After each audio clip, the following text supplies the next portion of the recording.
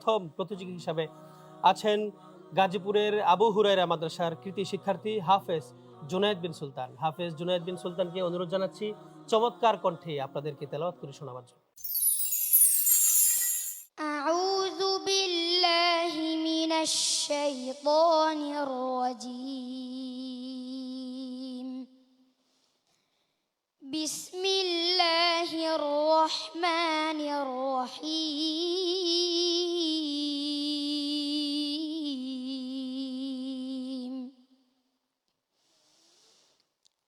وما آتيناهم من كتب يدرسونها وما أرسلنا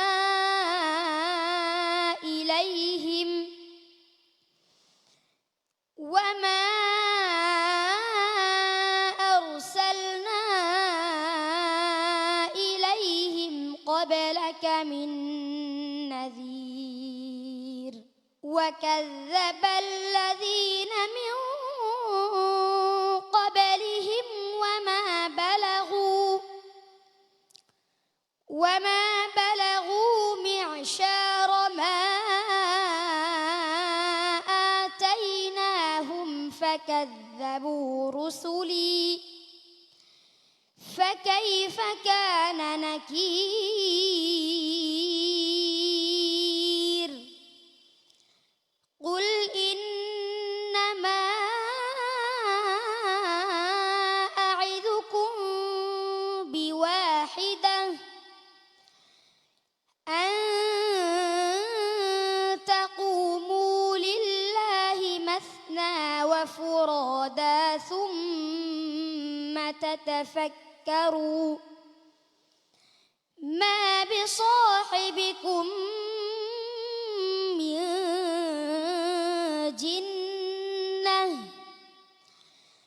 إن هو إلا نذير لكم بين يدي عذاب شديد قل ما سألتكم من أجر فهو لكم إن أجري إلا على الله وهو على كل شيء شهيد قل إن ربي يقذف بالحق علام الغيوب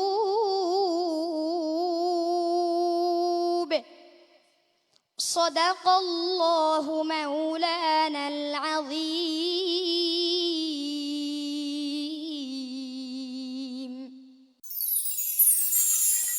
আমরা এই পর্যায়ে মন্তব্য জানবো আমাদের আজকের এই প্রোগ্রামের কোরআনের সুর রিয়েলিটি সুর সম্মানিত প্রধান বিচারক হাফেজ মাওলানা ইলিয়াস লাহোরী আপনার কাছ থেকে। পবিত্র রমজানুল মুবারকে রোজা রাখার পরে তেলাওয়াত শোনার পর প্রত্যেকটা মানুষের যারা মুমিনদার তাদের কারো ক্লান্তি থাকার কথা না। আমার বিশ্বাস তুমি কোরআন হাকিম দিয়ে সারা পৃথিবী জয় করবে। আপনার এই দোয়া তার জন্য আল্লাহ রাব্বুল আলামিন কবুল করুন। আমরা মন্তব্য শুনবো মুহতারাম শায়েখ সিরাজুল ইসলাম আপনার কাছ থেকে।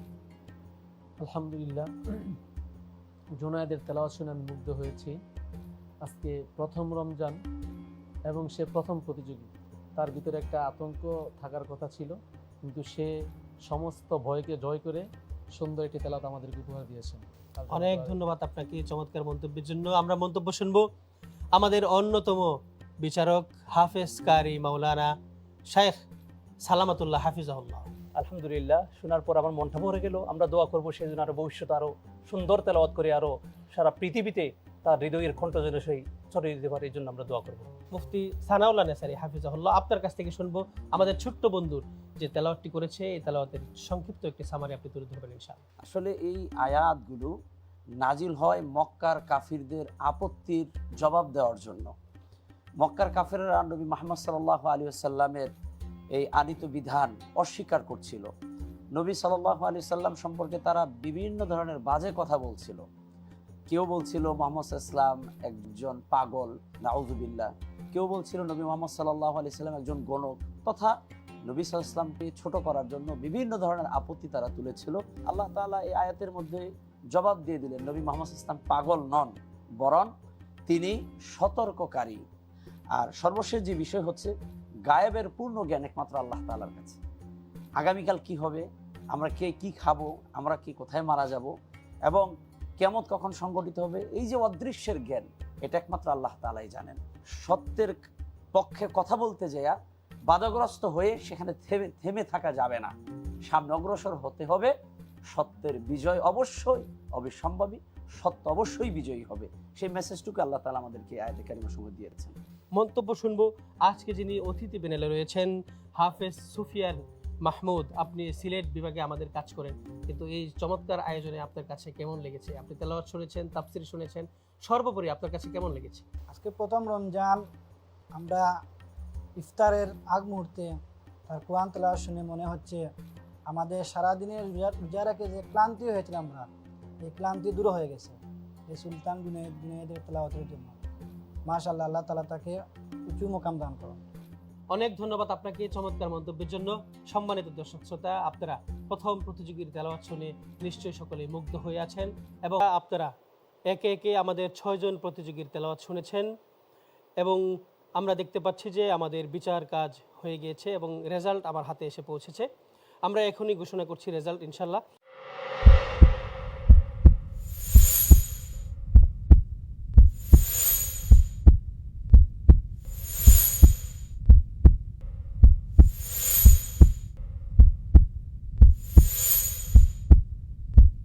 আজকের প্রতিযোগীর এই পর্বে প্রথম যে প্রতিযোগী হয়েছিলেন জুনায়েদ বিন সুলতান 90 নাম্বার, আমাদের সাইফুল ইসলাম 82 নাম্বার, নাজমুল হাসানকে আমাদের সম্মানিত বিচারকগণ দিয়েছেন 81 নাম্বার, জুনায়েদ হোসেনকে আমাদের সম্মানিত বিচারকগণ দিয়েছেন 84 নাম্বার, শাফিন মাহমুদকে আমাদের সম্মানিত বিচারকগণ দিয়েছেন 81 নাম্বার।